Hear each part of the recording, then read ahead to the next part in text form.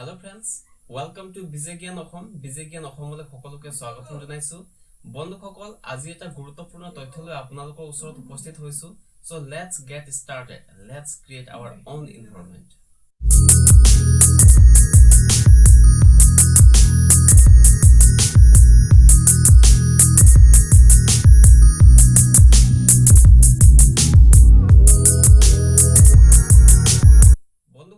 দুদিন ধৰি এটা খবৰে কেৱল অসমে নহয় গোটেই ভাৰতবৰ্ষতেই ত্ৰাসৰ সৃষ্টি কৰিছে আৰু সকলো মানুহৰ দৃষ্টি আকৰ্ষণ কৰিছে।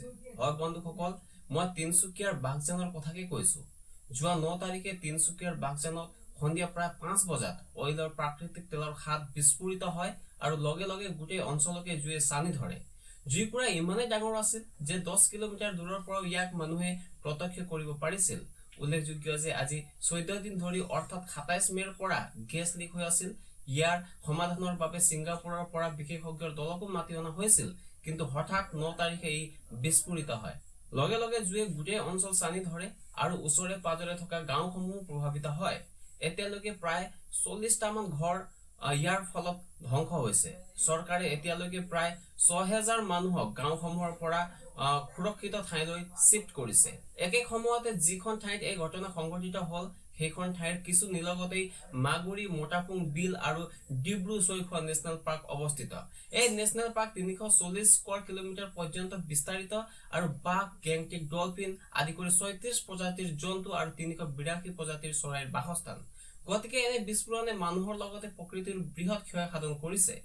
স্থানীয় ব্যক্তিসকলৰ মতে মাগুৰী, মোটাপুং বিলত বৃহৎ পৰিমাণে মাছৰ মৃত্যু হোৱা পৰিলক্ষিত হৈছে আৰু একে সময়তে ডিব্ৰু-চৈখোৱাত গেংটিক, ডলফিন আৰু চৰাইৰ মৃত্যু ঘটিছে। বৰ্তমান সময়ত পৰিস্থিতি সম্পূৰ্ণ নিয়ন্ত্ৰণত আছে বুলি অইল ইণ্ডিয়া স্পোক্সপাৰচন ত্ৰিদীপ হাজৰিকাই সংবাদ মাধ্যমক জনাইছে। ৰাজ্যৰ মুখ্যমন্ত্ৰী সৰ্বানন্দ সোণোৱালে জনসাধাৰণক পেনিক নহবলৈ আহ্বান জনাইছে আৰু লগতে ইউনিয়ন পেট্ৰলিয়াম মিনিষ্টাৰ ধৰ্মেন্দ্ৰ প্ৰধানৰ লগত এই বিষয়ে আলোচনা কৰি যাৱতীয় সকলো পদক্ষেপ লবলৈ অইল ইণ্ডিয়াক নিৰ্দেশ দিছে। তিনচুকীয়াত মুঠতে এনে 5টা তেলৰ খাদ আছে, তাৰে বাগজান হল এটা। ইয়াক অইলে 2006 চনত খান্দিছিল আৰু তেতিয়াৰ পৰাই অইলে নিৰন্তৰভাৱে তেল আহৰণ কৰি আহিছিল। এই খাদৰ পৰা অইলে প্ৰত্যেক দিনে 3870 মিটাৰ গভীৰতাৰ পৰা 80000 SCMD তেল আহৰণ কৰি আছিল। SCMD হৈছে standard cubic metre per day. ই হৈছে তেল বা প্ৰাকৃতিক গেছ আহৰণত ব্যৱহাৰ কৰা এটা ইউনিট। কিন্তু অফিচিয়েল তথ্য মতে ই একে গভীৰতাৰ পৰা বিগত কেইদিনমান ধৰি 4200 PSI চাপত 90000 SCMD তেল নিৰ্গত কৰি আছিল। কিন্তু তেল আহৰণৰ এই পৰিমাণত 2700 PSI স্বাভাৱিক বুলি ধৰা হয়। অৰ্থাৎ এই খাদে বিগত সময়ছোৱাত অস্বাভাৱিক চাপত তেল নিৰ্গত কৰি আছিল। উল্লেখযোগ্য যে এনে খাদৰ চাপৰ পৰিৱৰ্তনৰ ফলত প্ৰেছাৰ বেলেন্সত তাৰতম্য ঘটে, যাৰ বাবে হঠাৎ ফ্লেমৰ সৃষ্টি হ'ব পাৰে। গতিকে সঠিক সময়ত প্ৰেছাৰ কণ্ট্ৰল কৰাটো খুবেই দৰকাৰী। স্পোক্সপাৰচনৰ মতে খাদত বিগত কেইদিনমানৰ পৰা ৰিপেয়াৰিঙৰ কাম চলি আছিল আৰু ব্লো আউট প্ৰিভেনশ্যনো আঁতৰোৱা হৈছিল। কিন্তু এই ৰিপেয়াৰিঙৰ সময়তে হঠাৎ এই ঘটনা সংঘটিত হয়। গতিকে মনোযোগৰ অভাৱ, পুৰণিকলীয়া মেইনটেনেন্স, দুৰ্বল কাৰ্যকলাপ আৰু পূৰ্ব প্ৰস্তুতিৰ অভাৱকে এই ঘটনাৰ মুখ্য কাৰণ আখ্যা দিব পাৰি।